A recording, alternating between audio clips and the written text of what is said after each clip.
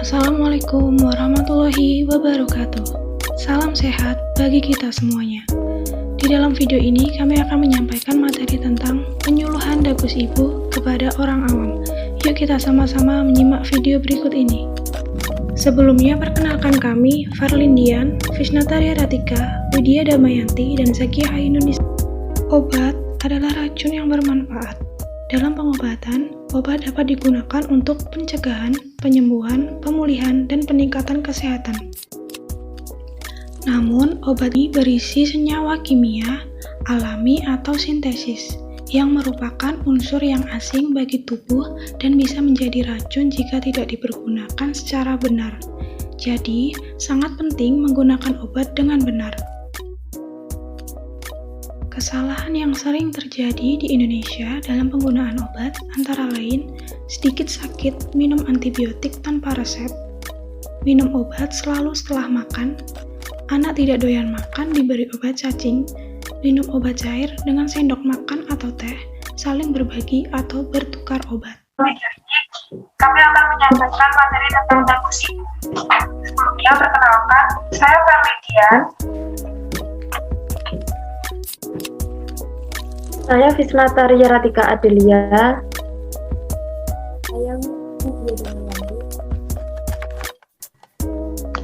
Saya Zakia Ainunisa. Saya Zakila Mawardani. Apa itu Dagus Ibu? Dagus Ibu adalah 1. Dapatkan obat dengan benar. Belilah obat di tempat yang paling terjamin, misalnya di apotek, puskesmas, dan rumah sakit. Penyimpanan obat di apotek lebih terjamin, sehingga obat sampai ke tangan pasien dalam kondisi baik. Pastikan apotek yang dikunjungi memiliki izin dan memiliki apoteker yang membantu pasien setiap saat. Yang kedua, gunakan obat dengan benar. Penggunaan obat harus sesuai dengan aturan pada wadah atau leaflet atau bungkus obat. Obat jenis antibiotik harus dikonsumsi sampai habis. Pastikan apoteker memberitahukan cara penggunaan obat dengan jelas. Ingat kata-kata, obat adalah racun yang bermanfaat. Jika digunakan dengan benar akan memberikan manfaat, namun jika diberikan dengan salah, akan digunakan menjadi racun dan berbahaya. 3. Simpan obat dengan benar. Supaya obat yang kita pakai tidak rusak, maka kita perlu menyimpan obat dengan benar. Kebanyakan obat tidak boleh terpapar oleh sinar matahari secara langsung. Obat perlu disimpan di tempat yang tertutup dan kering, dan terhindar dari sinar matahari secara langsung atau sesuai dengan petunjuk yang tertera di kemasan obat. Jangan tinggalkan obat dalam mobil dalam jangka waktu lama karena suhu tidak stabil. Jangan simpan obat yang telah kadaluarsa. Jauhkan obat dari jangkauan anak-anak dengan penyimpanannya di tempat yang sulit dijangkau anak-anak. Label obat jangan dilepas karena berisi aluan pemakaian. Obat dalam bentuk cair jangan disimpan dalam lemari pendingin freezer agar tidak membeku, kecuali disebutkan pada etiket di kemasan. Contohnya sediaan suppositoria harus disimpan di lemari es supaya tidak meleleh. Kemudian sediaan aerosol atau spray harus dijauhkan dari panas atau suhu tinggi karena dapat meledak.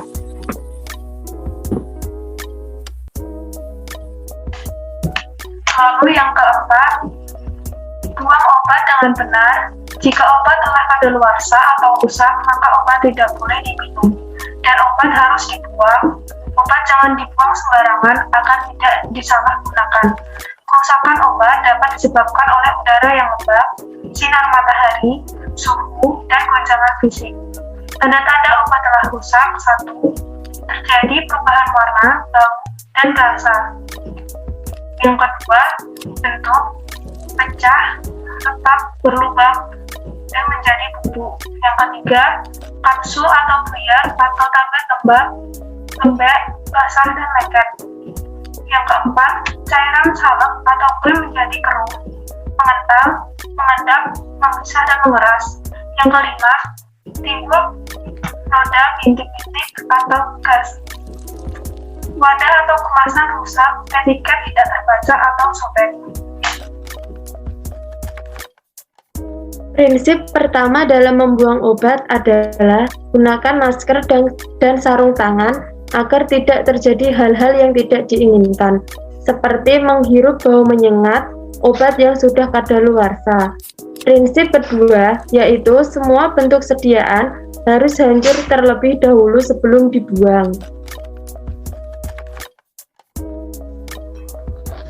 Cara membuang obat untuk menghindari penyalahgunaan obat rusak atau kadaluarsa atau bekas wadah obat yaitu: pertama, botol atau pot plastik. Lepaskan etiket dan buka tutup botol atau pot terlebih dahulu, baru buang ke tempat sampah. Yang kedua, box atau dus atau tub. Gunting terlebih dahulu, baru dibuang ke tempat sampah. Obat juga dapat dibuang dengan cara: yang pertama, kemasan dibuka, lalu dipendam dalam-dalam. Yang kedua, dibakar. Pastikan pembakaran memusnahkan seluruh obat. Obat itu racun yang bermanfaat. Gunakanlah hanya jika perlu. Ingat kemasan obat dan juga ingat dosis ibu.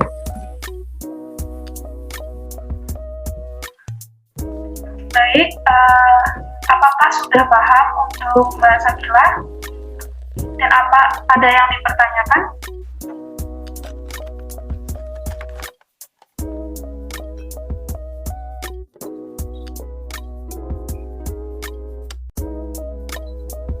Mohon maaf Mbak, izin bertanya.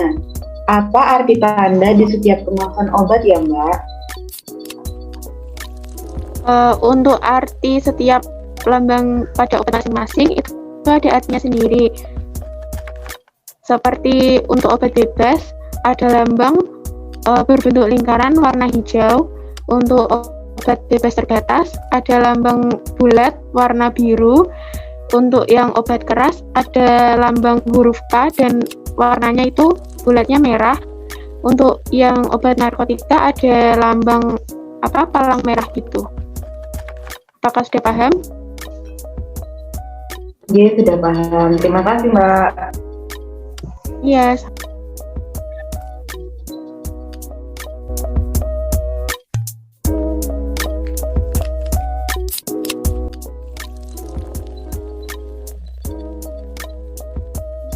Mohon maaf Mbak, izin bertanya lagi.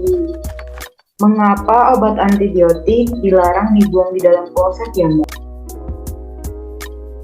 Sebelumnya, Badan Pengawas Obat dan Makanan di Amerika Serikat atau FDA mengatakan bahwa ada beberapa jenis obat yang berbahaya jika dituang langsung ke toilet, misalnya opiat, fentanyl, morfin, diazepam, dan oksikodon, obat-obatan kemoterapi, hingga obat antibiotik, anti jamur, dan antivirus. Karena bakteri pembusuk dalam air gorong-gorong tidak bisa berfungsi apabila terkena obat tersebut.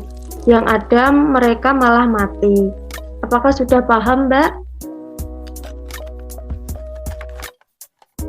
Iya, sudah. Terima kasih, Mbak. Ya, sama-sama. Baik, sekian presentasi dari kami. Bila ada kurang dan lebihnya kami mohon maaf. Dari topik Walhidayah. Wassalamualaikum warahmatullahi wabarakatuh.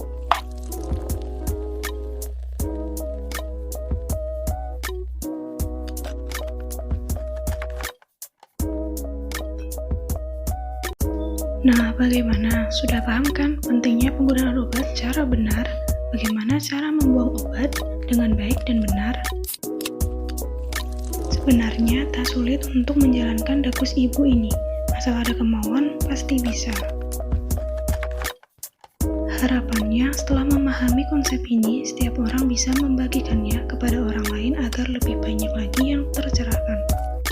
Supaya tidak ada lagi kesalahan dalam menggunakan obat, setidaknya sampaikanlah pada keluarga, tetangga, dan rekan kerja. Dengan demikian, Indonesia sehat akan semakin kita wujudkan dimulai dari diri kita sendiri. Semoga bermanfaat ya video tadi. Terima kasih sudah menonton dan menyimak. Bye.